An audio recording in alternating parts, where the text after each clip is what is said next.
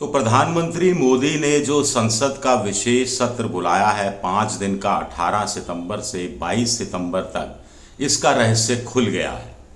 इसका रहस्य मेरे हिसाब से एक ही है कि 1, 2 या हो सकता है 3 ऐसे विषय रखे जाएंगे जिस पर सेंस ऑफ द हाउस लिया जाएगा, यानी एक सामूहिक प्रस्ताव पारित किया जाएगा। नमस्कार, मेरा नाम है विजय विद्रोही। आप मुझसे जुड़ चुके हैं, इसके लिए आप सबका तहे दिल से शुक्रिया। और अगले 8-10 मिनट में आपसे जुड़े रहने की कोशिश करूंगा। तो 5 दिन का सत्र बुलाया गया है और इसके लिए कहा गया है संसदीय कार्य मंत्री प्रहलाद जी की तरफ से कि इसमें फ्रूटफुल डिस्कशन होगा, सार्थक बहस होगी और फलदायी बहस होगी। अब यह फलदायी बहस का मतलब क्या निकाला जाए? क्या ये भारत देश के लिए फलदायी साबित होगी बहस? क्या ये मोदी सरकार की लगातार तीसरी बार सत्ता में वापसी की दिशा में ये बहस फलदायी साबित होगी?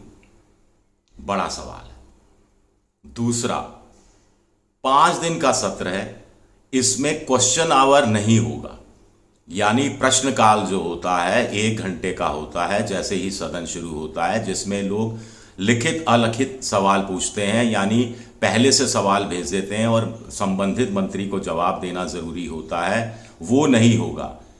तो हर रोज का 1 घंटा बच गया। फिर शून्यकाल, 0 आवर भी नहीं होगा, तो इतना ही समय और बच गया। तो आखिर क्या सरकार ऐसे कौन सी बातों पर इतना लंबा चौड़ा डिस्कशन करना चाहती है कि वो प्रश्नकाल और शून्यकाल को भी नहीं रखना चाहती? 5वें दिन, आखिरी दिन फ्राइडे को प्राइवेट मेंबर बिल डे होता है, प्राइवेट मेंबर बिल डे भी नहीं होगा, यानी पूरा 5 दिन सत्र चलेगा। आमतौर पर 5वें दिन फ्राइडे को दोपहर बाद का प्राइवेट मेंबर के नाम पर हो जाता है, वो भी नहीं होगा। तो ये एक समय 3, 4, 5 घंटे। तो कुल मिलाकर बड़ा सवाल उठता है कि क्या होगा, या फिर हम कह सकते हैं कि क्या नहीं होगा। इसको मैं डिकोड करने की कोशिश कर सकता हूं कि अब 5 घंटे लगातार सदन चलेगा, प्रश्नकाल भी नहीं होगा, शून्यकाल भी नहीं होगा, प्राइवेट मेंबर बिल भी नहीं होगा। तो इसका मतलब है कि एक बिल नहीं आएगा, क्योंकि 5 दिन तक एक बिल आए, एक बिल पर बहस होती रहे, दोनों सदनों से इसे पास कराने की जरूरत हो, यह बहुत लंबा समय हो जाता है। इसका मतलब है कि 1 से ज्यादा बिल या प्रस्ताव आ सकते हैं, 2 हो सकते हैं, 3 हो सकते हैं। कुछ लोग कह रहे हैं कि 3 तक प्रस्ताव हो सकते हैं। और इसमें सबसे बड़ी बात है कि बिल होगा या प्रस्ताव होगा। तो जो सूत्र जानकारी दे रहे हैं कि अमृतकाल में बहस की बात हो रही है, फलदायी डिस्कशन की बात हो रही है, तो इसमें सेंस ऑफ द हाउस लिया जाएगा, यानी एक प्रस्ताव रखा जाएगा और उस पर सेंस ऑफ द हाउस लिया जाएगा। उसको पारित, वो बिल के रूप में नहीं होगा, वो सदन इस बात पर विचार करता है, सदन इसकी सहमति देता है, सदन को लगता है कि भारत में ऐसा होना चाहिए, ऐसा कुछ भाव पैदा किया जाएगा, ऐसा कहा जा रहा है।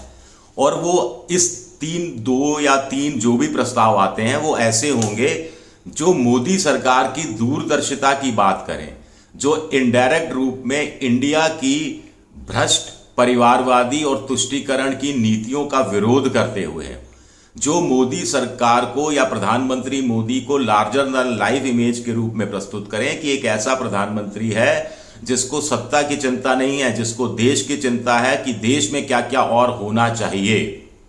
आपको ध्यान होगा कि सेंस ऑफ द हाउस निकाला गया था कैसे? आखिरी बार जो मोटे तौर पर मुझे याद है, अन्ना हजारे जब भूख हड़ताल पर बैठे थे तो फिर और वो तोड़ नहीं रहे थे और उनकी हालत खराब होती जा रही है, तो सदन सामूहिक रूप से बैठा था और सेंस ऑफ द हाउस ये निकल कर आया था कि लोकपाल बिल पास कराया जाएगा, देश को एक लोकपाल दिया जाएगा। इस पर सदन ने सहमति व्यक्त की कि सिटीजन चार्टर होगा और लोकपाल देश को मिलेगा, जल्द से जल्द मिलेगा। और ऐसे कहकर अन्ना हजारे को मनाया गया था। तो इस बार क्या होगा? अब इस हिसाब से देखा जाए तो कोई कंट्रोवर्शियल बिल आ ही नहीं सकता, क्योंकि सेंस ऑफ द हाउस मतलब सदन की सहमति, सर्वसम्मति, सबकी सहमति से पारित किया गया कोई प्रस्ताव वो सेंस ऑफ द हाउस कहलाता है कि सदन के नेताओं की ये जो आत्मा से, रूह से निकला हुआ ये चीज है जिसको पूरा सदन पारित कर रहा है।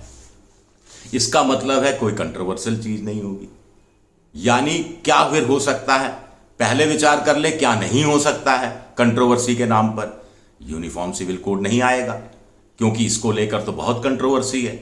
इसको तो लेकर अभी बीजेपी भी तय नहीं कर पाई है कि आदिवासियों को बाहर रखेंगे, कैसे रखेंगे, दूसरे लोगों को, हिंदू अनडिवाइडेड फैमिली एक्ट को लेकर क्या होगा, मुस्लिम पर्सनल लॉ खत्म हो जाएगा। ये तो बीजेपी के लिए खुशी की बात हो सकती है, लेकिन Hindu special marriage act, Hindu personal law, सिखों का पर्सनल लॉ, ईसाइयों का, पारसियों का, सबका, ईसाइयों सबका खत्म हो जाएगा।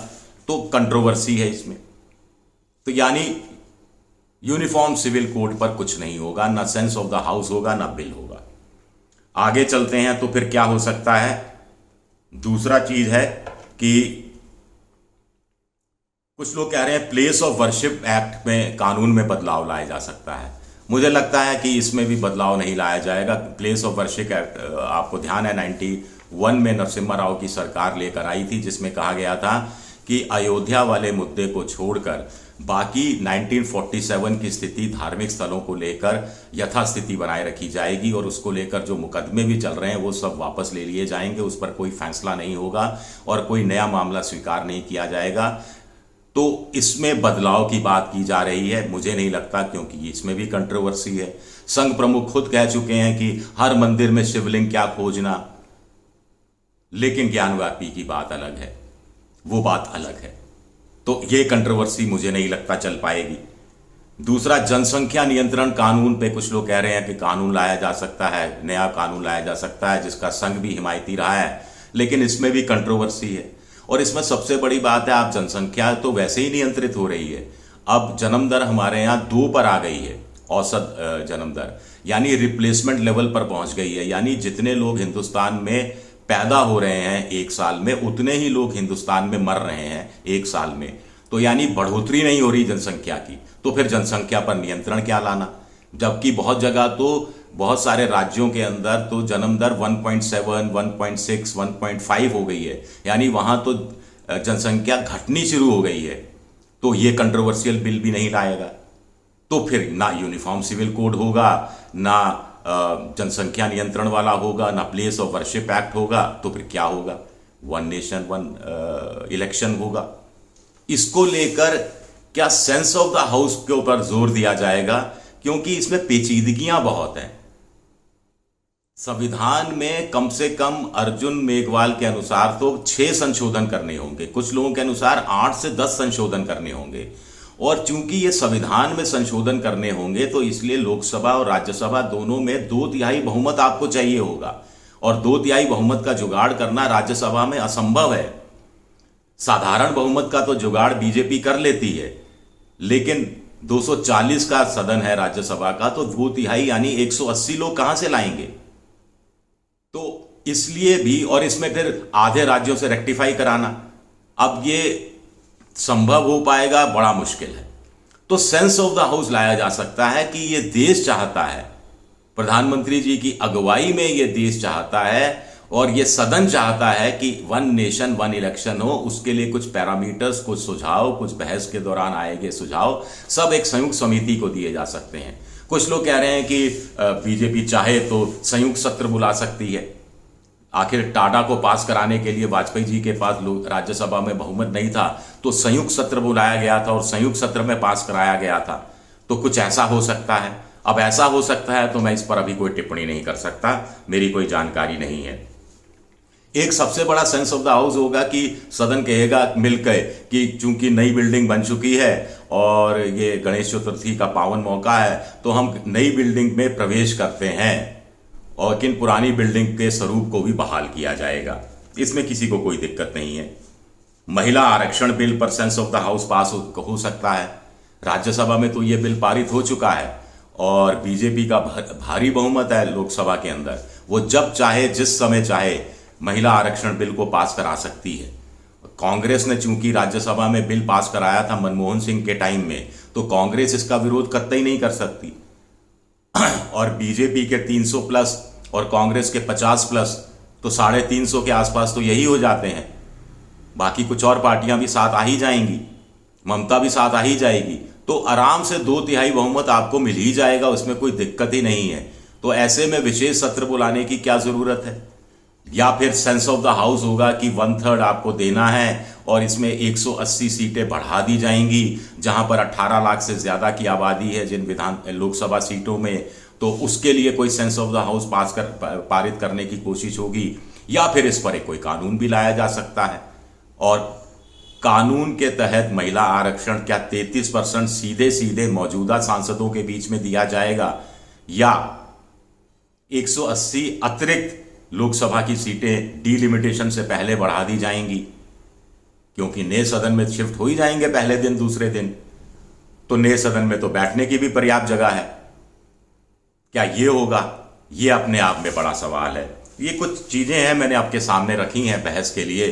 शुक्रिया मेरा ये वीडियो देखने के लिए। पसंद आए तो लाइक कीजिए, सब्सक्राइब कीजिए, शेयर कीजिए और घंटी जैसी आकृति बेल आइकन दबा दीजिए, ताकि नया वीडियो आए तो आपको तत्काल इसकी जानकारी मिल जाए। विद्रोही 7 मेरा ट्विटर हैंडल है, विजय विद्रोही 7 के नाम से इंस्टाग्राम पर हूँ, और फेसबुक पर मेरा पेज है विजय विद्रोही पेज। शुक्रिया, बहुत बहुत शुक्रिया।